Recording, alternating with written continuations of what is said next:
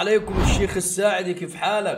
هلا بهاشم، شلونك؟ والله بخير، انت زين؟ ويوميا انت تتصل علي وكل مره تتصل علي واقول لك الله يطيح حظك يا اخوي.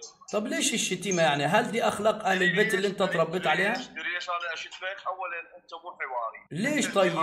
ليش مو حواري؟ انت انتهازي. اسمعني، السلام عليكم. امم ان كنت من اهل الاسلام، ايوه. احنا شيعه اهل البيت حينما نحاور بالادله والبراهين. طيب وانا احاورك بالادله. انا جايب لك النهارده الامام جعفر الصادق يصلي الصلاه البطراء بروايه صحيحه في مرآة العقول والكافي، تحاورني فيها؟ شوف، ما تخلي واحد يحاورك، ما تخلي واحد يجاوبك.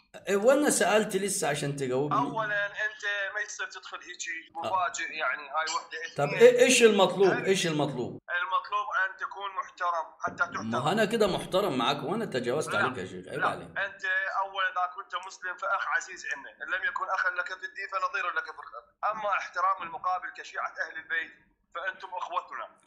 اما اذا تريد الاحترام والحوار، اما تنتهز الفرصه وقالوا الشيعه هكذا وقالوا السنه هكذا، زين شنو المراد من هذا؟ طيب احنا الحين عايزين معاك حوار اهو شوف بكل ادب واحترام اهو عايزين معاك حوار. تقبل الحوار ولا ما تقبل؟ اسمعني هاشم الهنداوي، اسمعني. انت تحاور، انا ذمي، انا مسيحي، انا كافر في دينك حتى تحاورني كل ليل ونهار، وهذا الشيعه وهم الشيعه.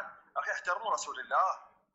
يعني انا بالله عليكم يا جماعه، على فكره انت في بث مباشر والناس كلها شايفه وسامعه ان انا ما تجاوزت عليك بكلمه، ما قلت لكش اي حاجه، وانت اللي بتحاول تشخصن الموضوع، مع ان احنا بنقول لك وجدنا في كتب الشيعه في مرآة العقول عن جعفر الصادق انه صلى الصلاه البطراء، وموجوده في كتاب الكافي. المفروض ان انت من الانصاف ان انت تجاوبنا على السؤال. الروايه في الكافي المجلد الثاني الصفحه 471، المجلسي المجلد الخامس الصفحة 271، أن جعفر الصادق قال: اللهم صل على محمد صفيك وخليلك ونجيبك المدبر لأمرك. جعفر الصادق الآن لم يصلي على آل محمد، فهل أخطأ أم أصاب؟ اتفضل.